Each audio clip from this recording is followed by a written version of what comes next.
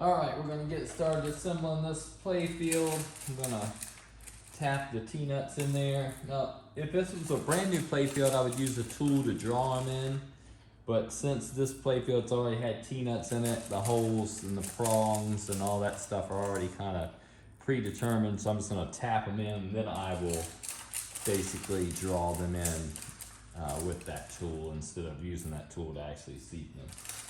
Let's see what we got here. IJ uses kind of unusual T-nuts. It uses these small case. That's a small case T-nut. It's number 8. Let's see if I can find an example. Here's an example of a normal. This would be a medium case or a normal case T-nut. And this is considered a large case T-nut, so they're bigger footprints. IJ uses the small case. It's kind of important because there's a lot of like kind of cut out recessed areas.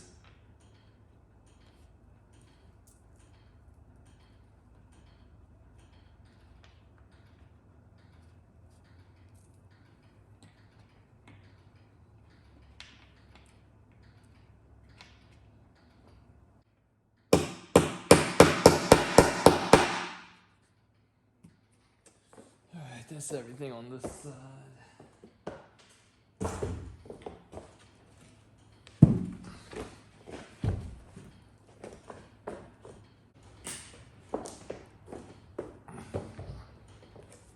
Next thing we're going to do is put this playfield rails on it.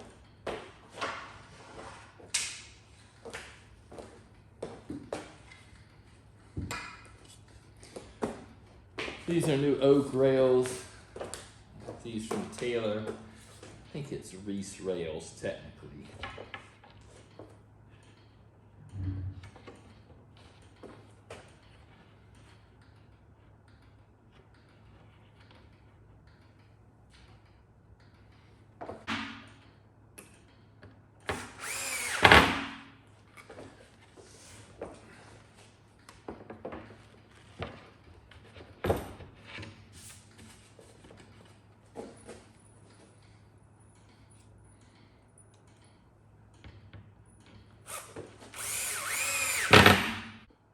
All right, there it is, prepped with the jet bumper bodies on there. The rails are on it. It's T-nutted. I don't know if you'll be able to see it or not, but I put the nut plates that were missing on there, and I'm ready to start assembling it. First thing I'm gonna do is probably, let me think. I mean, I know how I usually do things, but this might be a little bit different. I think I'd like to, I'll put the wire guides on it first. I had to make some. These are not the original wire guides. These are homemade wire guides. So we'll see how we did there. Find the little spots for them.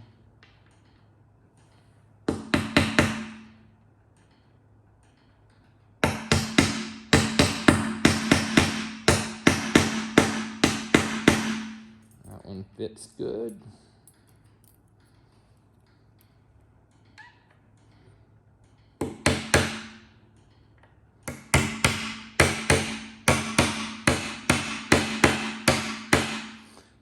Fits good.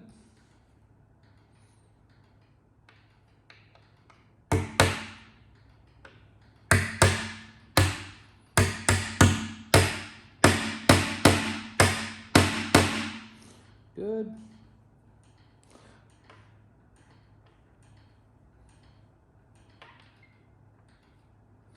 Always got to double check which way this one goes. I don't know why.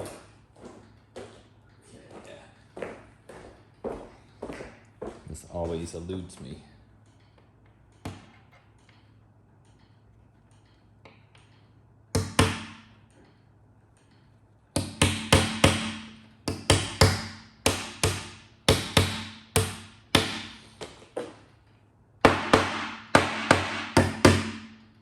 All right, all those fit. Hopefully everything works, should.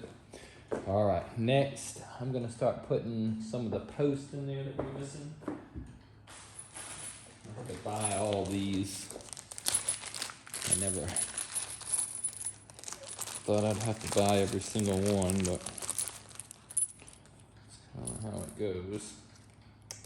Now these right here look pretty good. They got a nice finish on it, but we'll come over here real quick and we'll see if we should polish them or not, if that's really worth the effort. If they look way better after I polish one, then I'll polish them all, but if it's not too much difference, then it's just like, okay, well, the metal is what the metal is. It's only gonna get so good.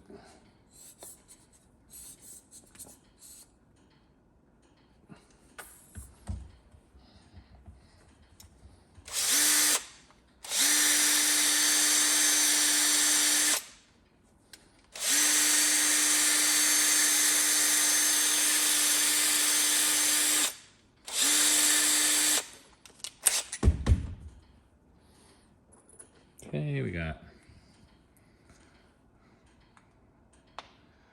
polished versus unpolished. Yeah, I guess it's like 2% better. I might as well. All right, you talked me into it. Put these in there.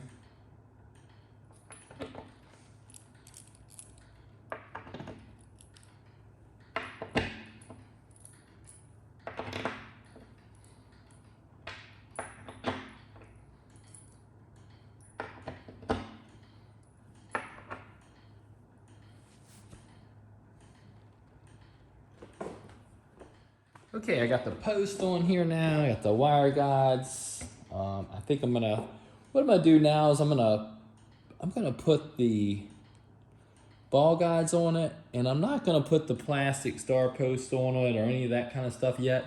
I'm gonna do that at the end when I have it in the cabinet, because I'm not worried about it leaving any kind of impression or doing anything weird to the playfield or the clear coat, but just it buys more time before that needs to happen. So we'll put the ball guides on there.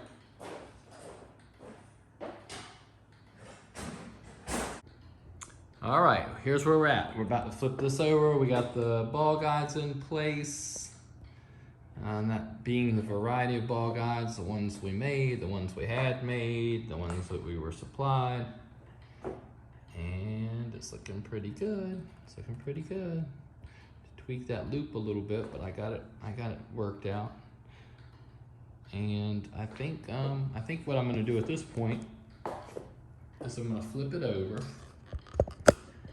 and I'm gonna start wiring the underside. Now, one thing I'm really running into with this, and I kind of anticipated this, but I just want to go over it, is it has no screws. I mean, no screws. These 1/4-inch hex heads, got those all day long. I had to make a change in style to this number 6 wood screw. That's very common on a little bit earlier games, but just got to do it because the way that loop's made and those homemade ball guides are made, that bend is a little bit too tight to get the 1/4-inch on. So not a big deal there, but something I have to do. But the real point I want to make is it starts coming into the machine screws. There's so many different lengths. Like when you're holding on one of these troughs right here, there's a very long specific screw that you need. You're not going to have that, so you have to find the correct screws, in thread patterns and stuff, and make sure everything is nice. So it needs every piece of hardware. It has none, and that's really what I'm dealing with right now. But it looks really good. We got the one-way gates up here in this end, and I'm ready to flip it over and start wiring it.